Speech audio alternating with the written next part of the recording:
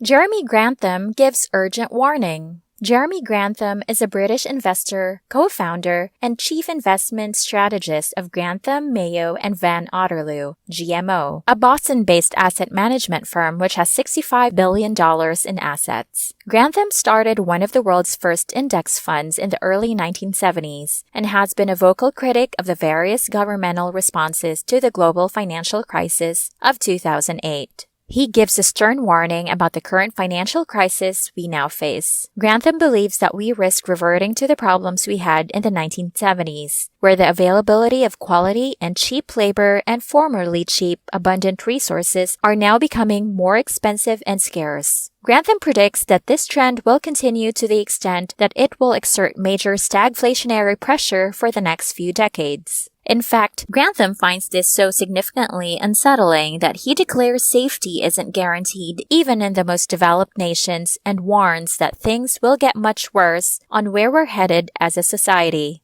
Allow me to welcome you to another video of Finance Sense. We cover all the latest trends in the financial markets and the economy. Make sure to leave a like, subscribe if you're new to our channel, and turn on the notification bell to keep posted. With that being said, let's start. The stock market has plummeted almost as quickly as it ever has throughout the first half of last year. According to Jeremy Grantham, I recall seeing that the first 4 months was the quickest decline in the S&P since 1939, when I was 1 year old and they were getting ready for World War I. So that's a fairly excellent justification for the decline. Nothing is as rapid and impressive as a bear market rally, such as the one that saw an astounding 45% from late 1929 to early 1930. And in hindsight, they don't really mean anything. However, at the time, they scare the living daylights out of the bears, giving people optimism that all has passed and things can get back to normal. Grantham believes that, as of right now, we might very well be in the midst of a decent bear market rally. Nevertheless, he stated that he wouldn't be shocked if this continued for at least another month. In the context of the bear market, it would be uncommon for it to bottom out that high.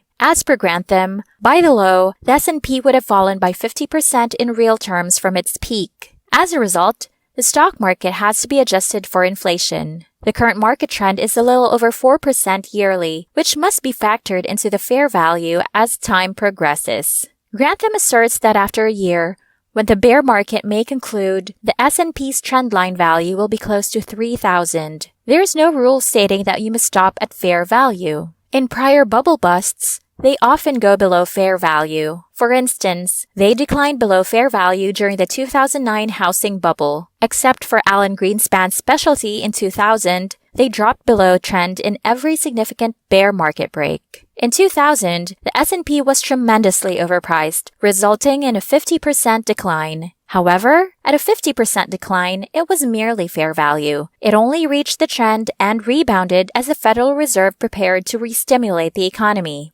Meanwhile, the Nasdaq dropped 82%, and Grantham stated, "It's a great deal of pain, and it's possible that would happen again, but inflation must be taken into account." Inflation was very low in 2000, but today it is estimated to be between 8 and 9%, increasing the S&P's nominal value. Meanwhile, according to Grantham, profits will be the second thing to decline. People are severely hit by profit margins, and the PE declines even in moderate recessions. Moreover, people also see a decline in their ability to grow their income. Grantham argues it is extremely unlikely that incomes will decline during a recession. I don't consider classic FANGs to be very speculative. I believe Tesla might be considered at its peak. It was quite speculative. A little bit of a crazy pricing there, but great company. The others, though, like Amazon and others, are excellent businesses, but I wouldn't have listed them as super specs. In a bull market, it might be challenging to understand what takes place in a bear market.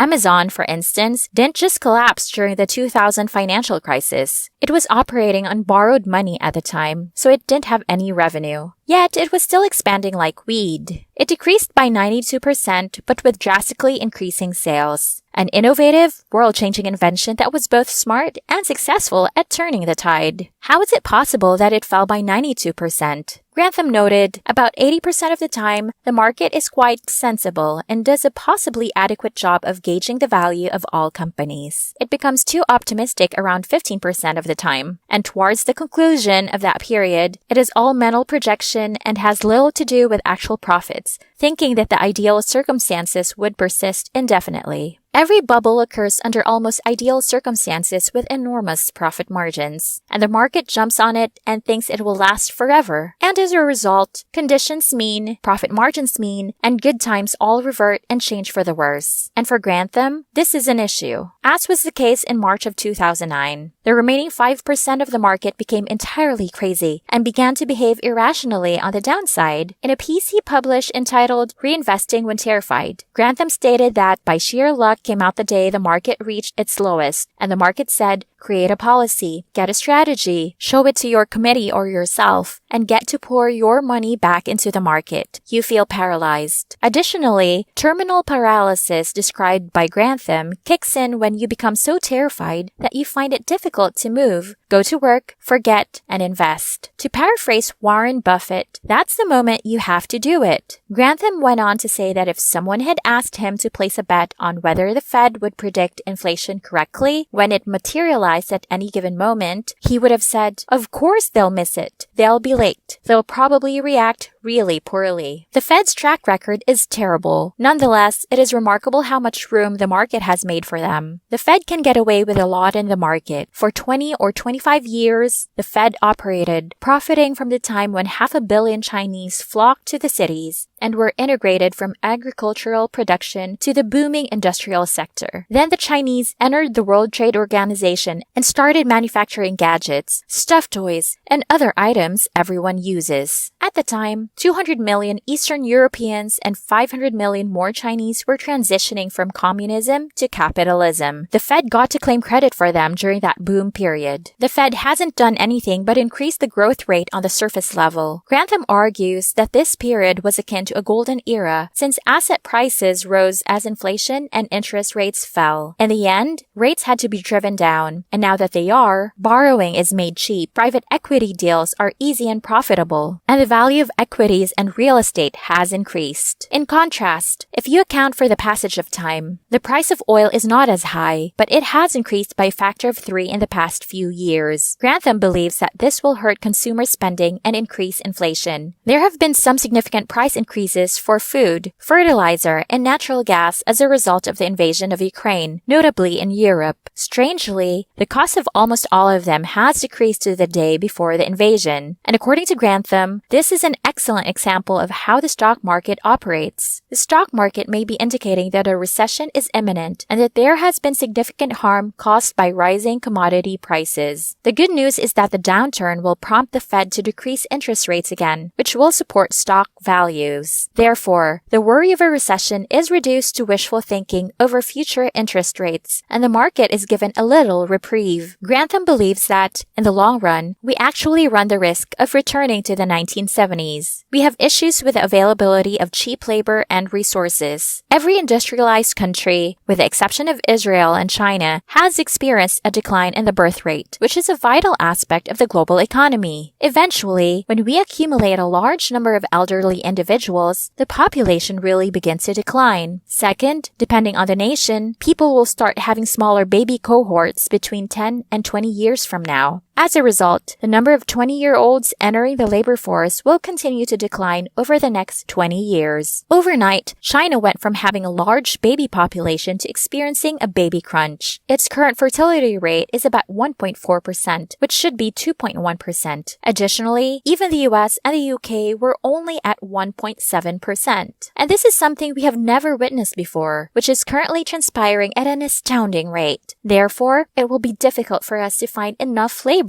As a result, we will amass an increasing number of elderly individuals who are resource-intensive in the sense that they require extensive medical and personal care. The number of individuals available to manage the economy is gradually decreasing. In addition, Grantham thinks that the best, cheapest, and most abundant resources have already been mined or pumped, which is why we are now in the second tier of economic development rather than experiencing the China shock, which is the country's rapid growth rate for 30 years. Since 2002, the trend has relentlessly increased. Grantham believes it will keep rising and provide significant stagflationary pressure for a few decades. And this is what Grantham is concerned about. According to him, this is comparable to returning to the 1970s and 1980s, or the 20th century. Meanwhile, whether inflation is low or high, it is constantly on the agenda. The same is true with stagflation, and unless we're fortunate and governments across the world act responsibly, this inflation will become marginally embedded at best or worst. Furthermore, the likelihood that the entire global system may become unstable has increased and will continue to grow. Additionally, Grantham finds it rather frightening because threats exist even in prosperous nations. For instance, things may go wrong any place in the United States. The condition of American democracy appears to be the worst it has been in the past 80 to 100 years. Even without a war, the world is a dangerous place. Oddly, a war may even make things better, but it would undoubtedly raise the overall risk of a catastrophic mistake. In the end, the value of resources will increase. According to Grantham, it doesn't take much for 4 loaves of bread for a haircut to become 4 haircuts for a loaf of bread. The importance of a loaf of bread ultimately outweighs that of a haircut. Hi, it looks like you've reached the end of this video. Thank you for watching this far. Please subscribe and give a like if you enjoyed it, and comment your thoughts in the comment section below. This is Finance Sense, helping you keep up with all the latest trends in the financial markets and the economy. See you around!